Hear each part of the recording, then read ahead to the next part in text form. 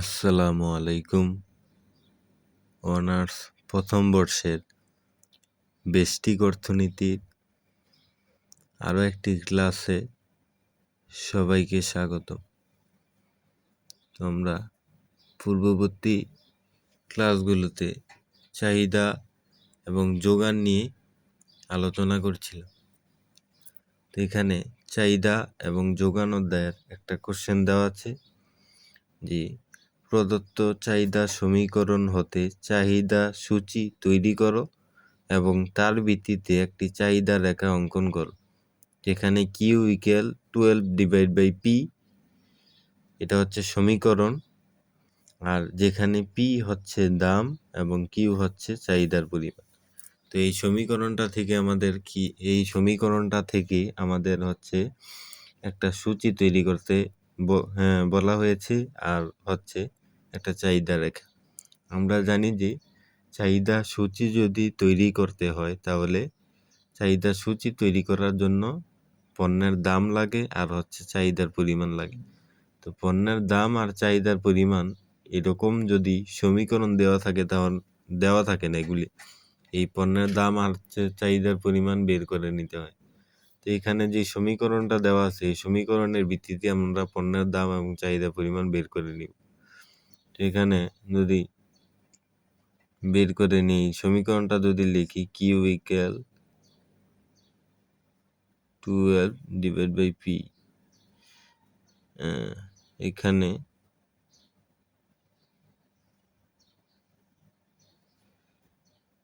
যদি P equal 1 হলে, পণ্যের দাম যদি 1 টাকা হয় তাহলে চাহিদার পরিমাণ কত? P ইকুয়াল যদি 1 হয় তাহলে কি হয়? তাহলে হবে কিউ ইকুয়াল, এই পি যেহেতু 1 নিছি, এই কিউ ইকুয়াল উপরে 12 লিখলাম, পি এর জায়গায় কত নিলাম আমরা? 1। 12কে এই 1 দিয়ে ভাগ করলে কত হবে? 12ই হবে। তার মানে পণ্যের দাম যখন 1 টাকা তখন চাহিদার পরিমাণ 12। আবার যদি নেই পি ইকুয়াল 2 হলে, পি ইকুয়াল যদি 2 হলে, 2 হলে কিউ ইকুয়াল 12, নিচে হচ্ছে পি নিলাম 2, 12কে 2 দিয়ে ভাগ করলে কত? 6। আবার পি যদি 3 হয়, 3 হলে কিউ ইকুয়াল 12/3, 4। তো আমাদের সূচির জন্য এই 3টা মানই যথেষ্ট, আরও চাইলে বের করা যায়। তো আমরা এই যে চাহিদা যে সমীকরণটা দেওয়া আছে এই সমীকরণ থেকে আমরা পণ্যের দাম পেয়ে গেলাম 1, 2, 3, আর চাহিদার পরিমাণও পেয়ে গেলাম 12, 6, 4। এখন পণ্যের যেই আমরা এই দাম বের করলাম আর চাহিদার পরিমাণ বের করলাম, এখন আমাদের সূচি তৈরি করা যায়। আমরা যদি সূচি তৈরি করতে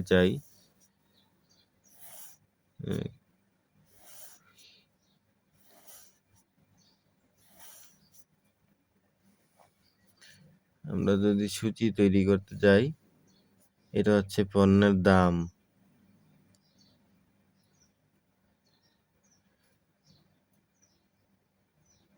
পণ্যের দাম হচ্ছে পি, এখানে হচ্ছে চাহিদার পরিমাণ, চাহিদার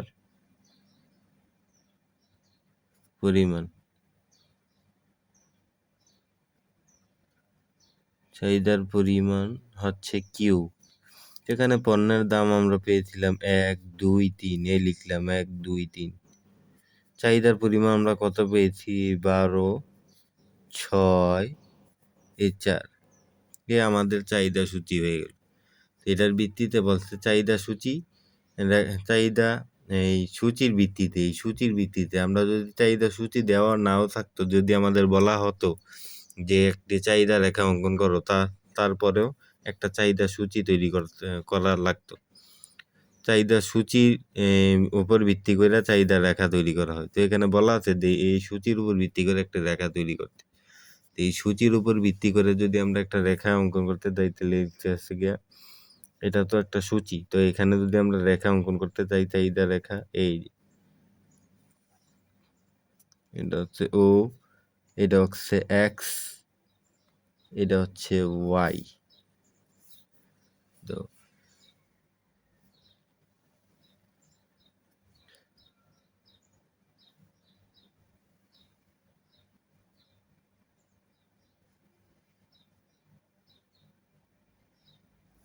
এখানে দাম দেখানো হয় লম্ব অক্ষে, আর ভূমি অক্ষে হচ্ছে পরিমাণ দেখানো হয়, মানে হচ্ছে চাহিদার পরিমাণ দেখানো হয়, আর লম্ব অক্ষে দেখানো হয় দাম। লম্ব অক্ষে দাম দেখানো হয় কত,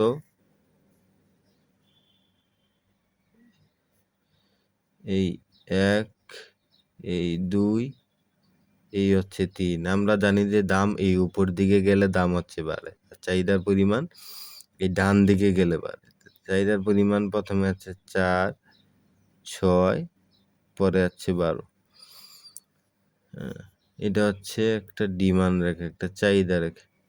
কিন্তু কথা হচ্ছে চাহিদা রেখাটা এটা কিন্তু একটা সরল রেখা আকৃতির চাহিদা রেখা না, এটা হচ্ছে একটা সমপরাবৃত্তাকার চাহিদা রেখা। এই যে আমাদের এই চাহিদা রেখাটা, এটাকে বলা হয় সমপরাবৃত্তাকার চাহিদা রেখা। এটা হচ্ছে সমপরাবৃত্তাকার চাহিদা রেখা।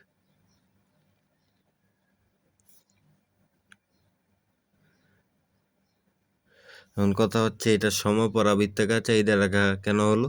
আমরা পূর্বের ভিডিওগুলোতে দেখেছি যে চাহিদা রেখা সাধারণত কিরকম হয়।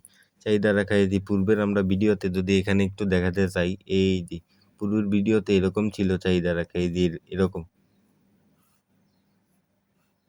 চাহিদা রেখাটা এরকম ছিল।